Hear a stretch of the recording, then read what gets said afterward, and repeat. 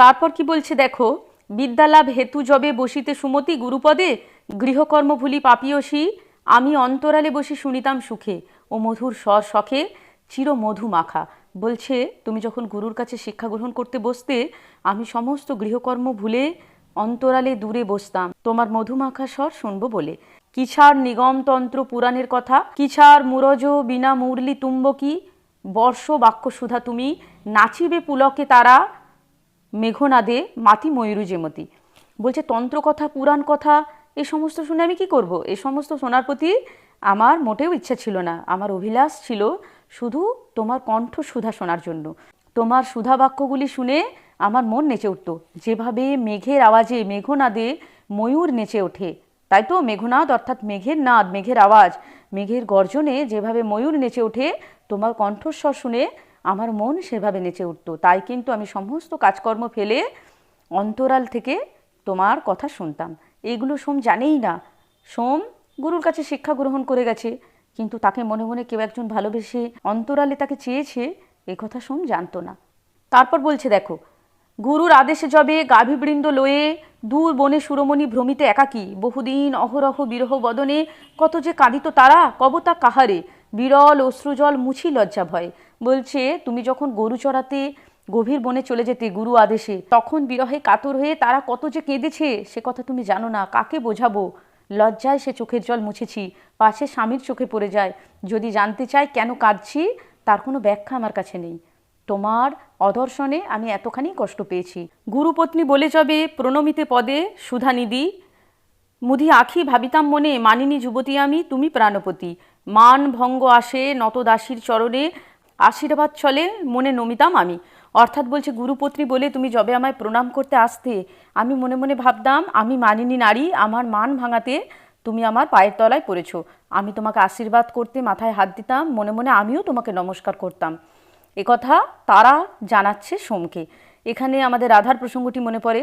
রাধা কৃষ্ণের প্রতি মান করেছিল, মানভঙ্গনের জন্য কৃষ্ণ রাধার পায়ে পড়ে গিয়েছিল। সেই পুরাণ প্রসঙ্গটি তিনি এখানে টানলেন। গুরুর প্রসাদন্নে সদা ছিলে রত, তারাক্রান্ত, ভোজনান্তে আমোচন হেতু যোগাইতে জল যবে গুরুর আদেশে বহির্দ্বারে, কতক যে কি রাখিতাম পাতে, চুরি করি আনি আমি পরে কি মনে, হরিকথি স্থলে শখে পাইতে কি কভু, তাম্বুল শয়নধামে কুশাসন তলে, হে বিধু সুরভি ফুল কভু কি দেখিতে, হায়রে কাঁদিত প্রাণ হেরিণী তৃণাসনে, কোমল কমল নিন্দা ও বরাঙ্গ তব, এই ইন্দু ফুলশয্যা পাতিত দুঃখিনী, কত যে উঠিত সাধ পারিতাম যবে শয়ন এ পোড়ামনে, পারো কি বুঝিতে। খুব সুন্দর করে এই লাইনগুলির কথা তিনি বলেছেন। তিনি বলেছেন তুমি যখন গুরুর আদেশে খাবার পরে বহির্দ্বারে জল নিয়ে এসে রাখতে, তখন সেখানে কি তুমি পান দেখতে পেতে? আমি তোমার জন্য পান রেখে যেতাম। তোমাকে কুশাসনে বসতে দেখে আমার বড় কষ্ট হতো। আমার বিছানা পাততে গিয়ে কত কিছুই না আমার মনে জেগেছে, কত স্বপ্ন জেগেছে, সে কথা তোমাকে কি করে বলবো। এই কথাগুলি তারা বলছে। এগুলি খুবই স্বাভাবিক ঘটনা।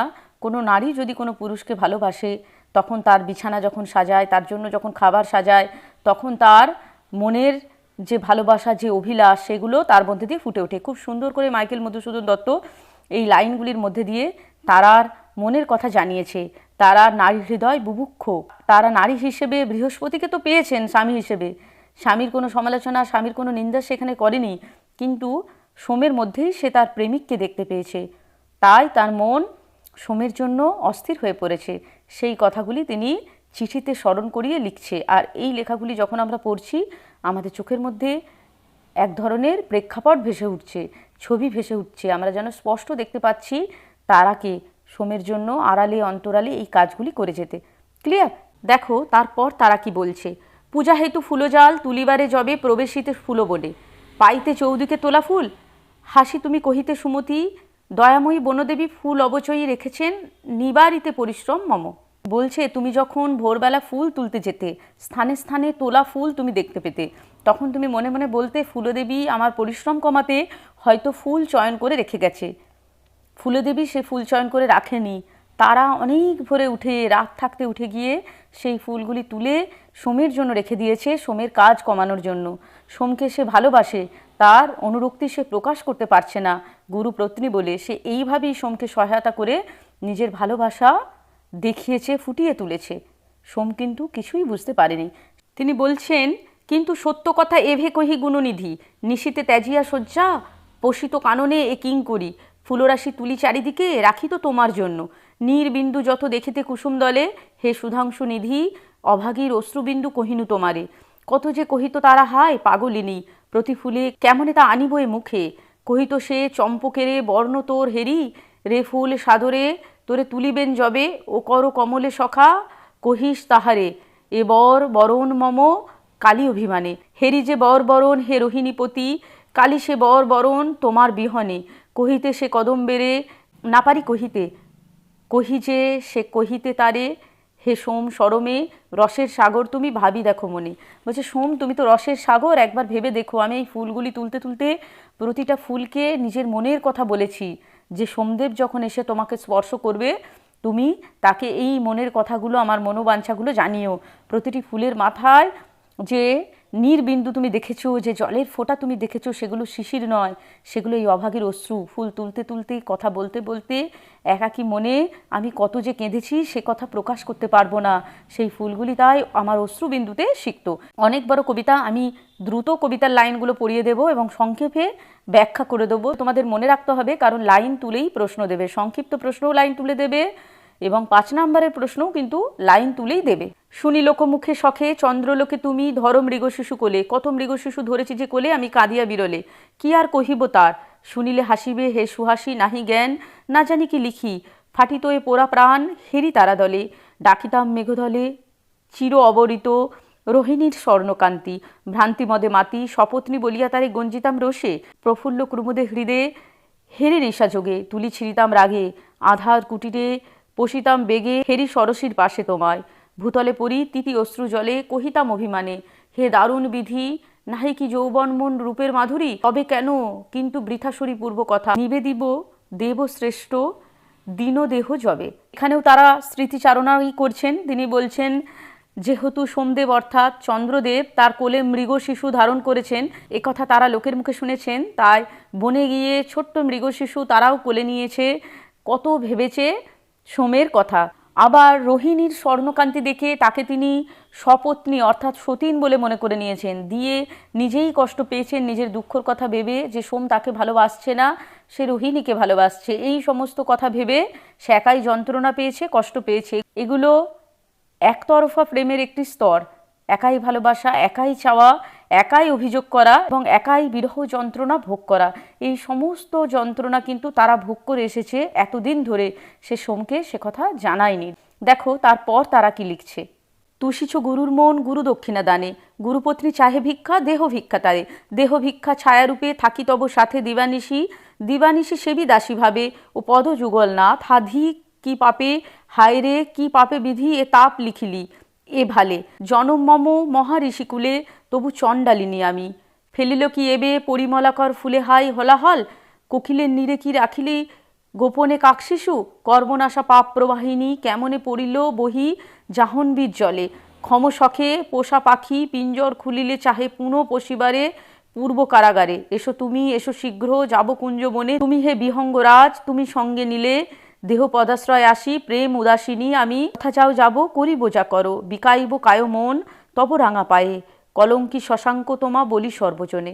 চাঁদের কলঙ্ক আছে, সেই জন্য সোমদেবকে কলঙ্কি শশাঙ্ক বলা হয়, এ কথা তারা জানাচ্ছে, তোমাকে তো এমনিতেই সবাই কলঙ্কি শশাঙ্ক বলে, তাহলে তুমি আমাকে ধারণ করো, তুমি আমাকে গ্রহণ করো, আমি আর এই যন্ত্রণা সহ্য করতে পারছি না, তুমি আমাকে এই যন্ত্রণা থেকে মুক্তি দাও, জনম তব মহাঋষিকুলে তবু চণ্ডালিনী আমি। এই লাইনটা তুলে গত বছর 5 নম্বরের একটি প্রশ্ন দিয়েছিল, এভাবেই লাইন তুলে প্রশ্ন দেবে, এ কথা তারা সোমকে জানাচ্ছে। দেখো লাস্ট প্যারাটা পড়ছি, এখানে তারা কি বলছে, করো আসি কলঙ্কিনী কিং করি তারারে তারানাথ, নাহি কাজ বৃথা কুলমানে, এসো হে তারার বাঞ্ছা পরে বিরোহিণী, পরে যথা বনস্থলী ঘোর দাবানলে, চকরি সেবিলে তোমা দেহ সুধা তারে সুধাময়, কোন দোষে দোষিতব পদে অভাগিনী, কুমুদিনী কোন তপ বলে পায় তোমার নিত্য কহ, আরম্ভী সত্তরে সে তপ আহার নিদ্রা ত্যাজি একা শোনে, কিন্তু যদি থাকে দয়া এসো শীঘ্র করি, এ নব যৌবন বিধু অর্পিব গোপনে তোমায়, গোপনে যথা অর্পেন আনিয়া সিন্ধু নদে মন্দাকিনী স্বর্ণ হীরামণি আর কি লিখিব দাসী সুপণ্ডিত তুমি ক্ষমভ্রম ক্ষমদোষ কেমনে পইব কি কহিল পোড়া মন হায় কি লিখিল লেখনি আইসোনাথ এ মিনতি পদে লিখনি লেখন বসি একাকিনী মনে কাঁপি ভয়ে কাঁদি খেদে মরিয়া সরমে লয়ে ফুলবিন্ত কান্ত নয়ন কাজল লিখিনু তুমিও দোষ দয়া সিন্ধু তুমি আইলে দাসীর পাশে বুঝিব খুমিলে দোষ তারানাথ কি আর কহিব জীবন মরণ মম আজই তব হাতে এই বলে তিনি চিঠি শেষ করলেন। চিঠি শেষে তিনি জানালেন চিঠিটা তিনি কিভাবে লিখেছেন। ফুলের বৃন্ত দিয়ে অর্থাৎ ফুল ভেঙে যে বৃন্ত ডাঁটি পাওয়া যায় সেটি দিয়ে নয়নের কাজল দিয়ে তিনি চিঠিটি লিখেছেন। সদাই কাঁদছে তারা, সেই অশ্রু জলে নয়ন ভেসে যাচ্ছে, সেই কালি দিয়ে সে সোমকে তার প্রেমের কথা লিখেছে। সে বলছে তুমি তো সবই জানো, তুমি সুপণ্ডিত, তোমার কিছুই অজানা নয়, তাই দাসীর মনের কথা তুমি বোঝো, দাসীর অবস্থা বোঝো, দিয়ে তোমার চরণে ঠাঁই দাও। তুমি যদি আমার কাছে আসো, এই চিঠি পাওয়া মাত্র আমি বুঝবো তুমি আমাকে ক্ষমা করেছো, তুমি আমাকে গ্রহণ করেছো। এই বলে কিন্তু চিঠি শেষ করছে তারা। এই হলো সোমের প্রতি তারা। অনেক বড় কবিতা, আমি শুধু বিষয়বস্তু পড়িয়ে দিতে পারতাম, কিন্তু তবু কবিতার লাইনগুলো পড়িয়ে দিলাম, কারণ লাইন তুলেই প্রশ্ন দেবে।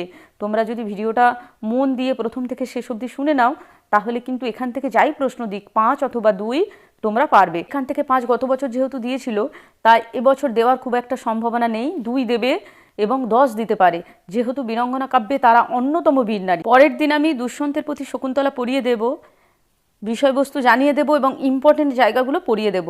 তোমরা একটু মন দিয়ে ক্লাসগুলো করবে, তাহলে আশা করছি প্রশ্ন উত্তর লিখতে অসুবিধা হবে না।